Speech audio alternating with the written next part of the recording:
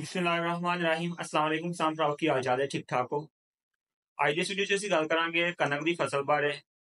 ਬੜੇ ਜੇ ਕਿਸਾਨ ਦੋਸਤ ਜਿਹੜੇ ਨੇ ਮੇਰੀ ਦੁਕਾਨ ਤੇ ਆਉਂਦੇ ਨੇ ਤੇ ਆ ਕੇ ਸਵਾਲ ਕਰਦੇ ਨੇ ਕਿ ਅਸੀਂ ਖਰਚਾ ਬਹੁਤ ਕਰਦੇ ਹਾਂ ਆਪਣੀ ਫਸਲ ਦੇ ਉੱਤੇ, ਲੇਕਿਨ ਐਂਡ ਤੇ ਜਾ ਕੇ ਸਾਡੀ ਫਸਲ ਡਿੱਗ ਪੈਂਦੀ ਹੈ, ਜਿਹਦੇ ਨਾਲ ਸਾਡੀ ਪੈਦਾਵਾਰ ਬਹੁਤ ਬੁਰੀ ਤਰ੍ਹਾਂ ਮੁਤਾਸਰ ਹੁੰਦੀ ਹੈ ਤੇ ਝਾੜ ਘਟ ਜਾਂਦਾ ਹੈ।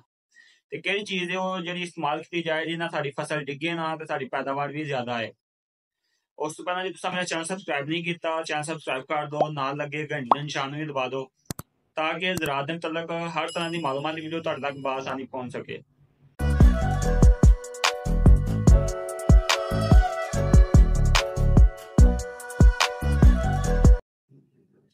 ਕਿਸਾਨ ਭਰਾਵੋ, ਕਣਕ ਦੀ ਫਸਲ ਐਸੀ ਫਸਲ ਹੈ ਜਿਹਦੇ ਵਿੱਚ ਤੁਸੀਂ ਪੋਟਾਸ਼ ਖਾਦ ਦਾ ਇਸਤੇਮਾਲ ਕਰੋਗੇ ਤੇ ਇਨਸ਼ਾਅੱਲਾ ਉਹ ਡਿੱਗਣ ਨਹੀਂ ਲੱਗੀ, ਉਹਦੀ ਪੈਦਾਵਾਰ ਵੀ ਜ਼ਿਆਦਾ ਆਏਗੀ, ਦਾਣੇ ਵਿੱਚ ਚਮਕ ਹੋਏਗੀ, ਸ਼ਾइन ਹੋਏਗੀ ਤੇ ਫਸਲ ਦੀ ਹਰਿਆਲੀ ਤੇ ਗਰੋਥ ਹਰੀ ਭਰੀ ਹੋਏਗੀ। ਪੋਟਾਸ਼ ਖਾਦ ਦੇ ਵੈਸੇ ਤਾਂ ਬਹੁਤ ਸਾਰੇ ਫਾਇਦੇ ਨੇ, ਲੇਕਿਨ ਅੱਜ ਮੈਂ ਉਹਨਾਂ ਫਾਇਦਾ ਉੱਤੇ ਗੱਲ ਕਰਾਂਗਾ ਜਿਨ੍ਹਾਂ ਤੇ ਯਾਨੀ ਕਿ ਸਾਡੀ ਫਸਲ ਡਿੱਗੇਗੀ ਨਹੀਂ।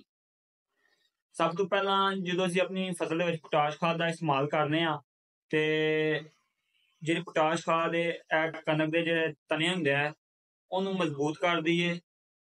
ਤਣੇ ਦੇ ਵਿੱਚ ਸੈਲੂਲੋਜ਼ ਤੇ ਲੈਗਨੀਨ ਦੀ ਮਕਦਾਰ ਜਿਹੜੀ ਹੈ ਉਹਨੂੰ ਤੇਜ਼ ਕਰਦੀ ਹੈ, ਮਕਦਾਰ ਨੂੰ ਵਧਾਉਂਦੀ ਹੈ, ਜਿਹਦੇ ਨਾਲ ਸਾਡੀ ਫਸਲ ਦਾ ਜਿਹੜਾ ਤਣਾ ਹੁੰਦਾ ਹੈ ਇੱਕ ਉਹ ਮਜ਼ਬੂਤ ਹੁੰਦਾ ਹੈ, ਦੂਸਰਾ ਲਚਕਦਾਰ ਹੁੰਦਾ ਹੈ। ਸਿਰਫ ਤਣਾ ਮਜ਼ਬੂਤ ਹੋਣ ਨਾਲ ਫਸਲ ਜਿਹੜੀ ਹੈ ਉਹ ਡਿੱਗ ਪੈਂਦੀ ਹੈ। ਜਦੋਂ ਹਵਾ ਦਾ ਦਬਾਅ ਤੇਜ਼ ਹੁੰਦਾ ਹੈ ਤੇ ਜੇ ਤਣਾ ਜ਼ਿਆਦਾ ਮਜ਼ਬੂਤ ਹੋਏਗਾ ਤੇ ਉਹ ਡਿੱਗ ਪਏਗਾ। ਜ਼ਿਆਦਾ ਪੋਟਾਸ਼ ਖਾਦ ਹੀ ਕਰਦੀ ਹੈ ਉਹਦੇ ਤਣੇ ਵਿੱਚ ਸੈਲੂਲੋਜ਼ ਤੇ ਲੈਗਨੀਨ ਦੀ ਮਕਦਾਰ ਜ਼ਿਆਦਾ ਕਰ ਛੱਡਦੀ ਹੈ, ਜਿਹਦੇ ਨਾਲ ਤਣਾ ਲਚਕਦਾਰ ਹੋ ਜਾਂਦਾ ਹੈ ਤੇ ਜਦੋਂ ਹਵਾ ਆਉਂਦੀ ਹੈ ਉਹ ਲਚਕ ਲੈ ਜਾਂਦਾ ਹੈ ਤੇ ਡਿੱਗਦਾ ਨਹੀਂ ਹੈ। ਇੱਕ ਫਾਇਦਾ ਇਹ ਹੋ ਗਿਆ। ਦੂਸਰਾ ਜਿਹੜਾ ਉਹ ਜੜ੍ਹਾਂ ਜਿਹੜੀਆਂ ਮਜ਼ਬੂਤ ਕਰਦੀ ਹੈ, ਜੜ੍ਹਾਂ ਜ਼ਿਆਦਾ ਫੈਲਦੀਆਂ, ਜੜ੍ਹਾਂ ਜ਼ਿਆਦਾ ਗਹਿਰਾਈ ਤੱਕ ਜਾਂਦੀਆਂ। ਜਿਹੜੀ ਫਸਲ ਦੀ ਤੁਸੀਂ ਪੋਟਾਸ਼ ਖਾਦ ਦਾ ਇਸਤੇਮਾਲ ਕਰੋਗੇ ਉਹਦੀਆਂ ਜੜ੍ਹਾਂ ਜ਼ਿਆਦਾ ਗਹਿਰਾਈ ਤੱਕ ਜਾਣਗੀਆਂ, ਜਿਹਦੇ ਨਾਲ ਸਾਡੀ ਜਿਹੜੀ ਕਣਕ ਦੀ ਫਸਲ ਹੈ ਉਹ ਡਿੱਗੇਗੀ ਨਹੀਂ ਤੇ ਮਜ਼ਬੂਤ ਰਹੇਗੀ ਤੇ ਸਾਡੀ ਪੈਦਾਵਾਰ ਜ਼ਿਆਦਾ ਆਏਗੀ।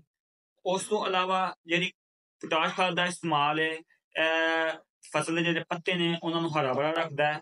ਫਸਲ ਦੇ ਪੱਤਿਆਂ ਦੇ ਵਿੱਚ ਜਿਹੜੀ ਹੈ ਉਹ ਕਲੋਰੋਫਿਲ ਦੀ ਮਕਦਾਰ ਜਿਹੜੀ ਉਹ ਤੇਜ਼ ਕਰ ਦਿੰਦਾ, ਜਿਸ ਨਾਲ ਹਰਿਆਲੀ ਆਉਂਦੀ ਹੈ, ਫਸਲ ਗਰੋਥ 'ਚ ਰਹਿੰਦੀ ਹੈ, ਹਰੀ ਭਰੀ ਰਹਿੰਦੀ ਹੈ। ਪੱਤਾ ਜਿਹੜਾ ਉਹ ਤੰਦਰੁਸਤ ਤੇ ਤਵਾਨਾ ਰਹਿੰਦਾ, ਜਿਹੜਾ ਚੰਗੀ ਤਰ੍ਹਾਂ ਖੁਰਾਕ ਤਿਆਰ ਕਰਦਾ, ਪੌਦੇ ਨੂੰ ਫਰਾਹਮ ਕਰਦਾ ਤੇ ਸਾਡੀ ਜਿਹੜੀ ਪੈਦਾਵਾਰ ਇੱਕ ਤੇ ਉਹ ਜ਼ਿਆਦਾ ਆਉਂਦੀ ਹੈ, ਦੂਸਰੀ ਸਾਡੀ ਜਿਹੜੀ ਫਸਲ ਹੈ ਉਹ ਮਜ਼ਬੂਤ ਹੁੰਦੀ ਹੈ ਤੇ ਡਿੱਗਦੀ ਘੱਟ ਹੈ, ਜਿੰਨਾ ਪੈਦਾਵਾਰ ਵੀ ਬਹੁਤ ਜ਼ਿਆਦਾ ਵੱਧ ਜਾਂਦੀ ਹੈ। ਇਸ ਤੋਂ ਇਲਾਵਾ ਜਿਹੜੀ ਪੋਟਾਸ਼ ਖਾਦ ਦਾ ਇਸਤੇਮਾਲ ਹੈ ਫਸਲ ਨੂੰ ਬਿਮਾਰੀਆਂ ਤੋਂ ਮਹਿਫੂਜ਼ ਰੱਖਦੀ ਹੈ।